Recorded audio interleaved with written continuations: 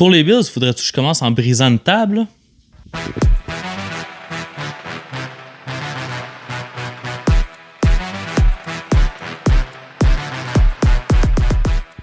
Hey, grosse nouvelle à Buffalo.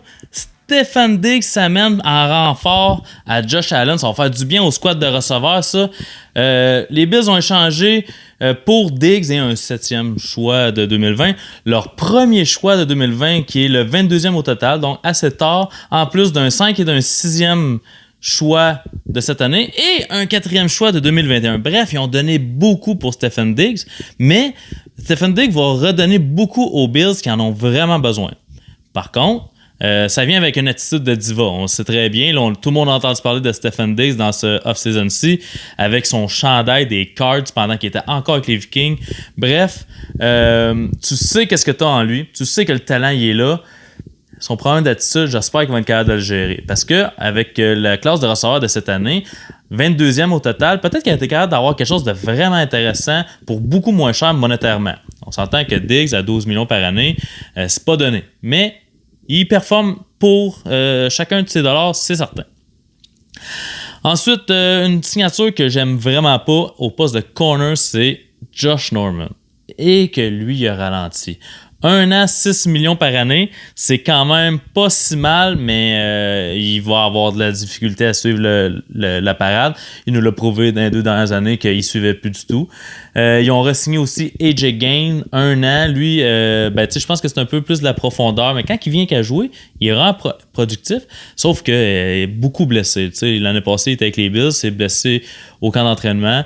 Ils ont été obligés de le laisser partir pour la saison. Puis évidemment, il a été blessé toute la saison, donc il n'a pas signé à nulle part. Les Bills qui leur signent ce off-season-ci. Sur la D-line, ils ont perdu quand même pas mal de morceaux. Là. Les Bills ils ont perdu Jordan Phillips, defensive tackle, Shaq Lawson à l'extérieur et Corey Liggett qui était capable de faire un peu tout. Les 3 sont partis, donc il faut que tu remplaces ça. Tu remplaces ça par qui? Mais je pense qu'ils ont bien fait ça. Premièrement, Mario Addison, un DN de 32 ans, peut-être un peu vieux, pour 3 ans à 10,15 millions par année, qui sont capables de sortir du contrat après seulement 1 an si ça fonctionne pas bien, si son âge le rattrape. Vernon Butler, defensive tackle, un ancien choix de première ronde des Panthers, qui est signé 2 ans à 7,5 millions par année. J'aime beaucoup la signature. Butler, il est vraiment solide. Il est capable d'amener beaucoup de poids. Ben, pas qu'il est capable. Il amène beaucoup de poids sur la D-line. Il est capable de mettre de la pression aussi, malgré son 6 pieds 4, 330 livres. Quand même assez gros. Les deux, ils viennent des Panthers. Sean McDermott, leur head coach, était le coordinateur défensif des Panthers il y a 3 ans. Donc, c'est des gars qui connaît, qui amènent chez lui. Et la dernière signature sur la D-line, c'est Quinton Jefferson, qui était DN à Seattle, qui est très versatile, sauf qu'il s'est brisé le pied dans les séries cette année, fait que je sais pas qu'est-ce que ça va donner à sa première année à Buffalo. On sait que les blessures au pied, ça peut être long, ça peut être difficile pour plusieurs. Donc, 2 ans à 6,75 millions par année.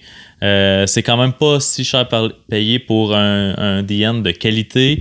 C'est pas un superstar, mais c'est plus que juste un DN de rotation.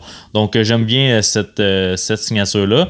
Et la dernière signature défensive que j'aime aussi, c'est AJ Klein, un linebacker. 3 ans, 6 millions. Lui provient des Saints. Donc, 6 millions par année, là, pardon. Déjà que la défensive des Bills était très bonne l'année passée, il amène quand même pas mal de stock. Je pense pas qu'ils soient perdants au niveau de la D-line. En fait, je pense même qu'ils sont gagnants. Il y a Phillips qui est très solide, là, que je suis déçu de voir partir. Mais pour le reste, là, Shaq Lawson a prouvé qu'il était un peu un flop. J'aime beaucoup ce qu'ils ont fait les Bills. Pour les Bills, je leur donne pour l'off-season complet, malgré l'attitude qui s'en vient avec Stefon Diggs, je leur donne la note de 4,5 tables brisées sur 5.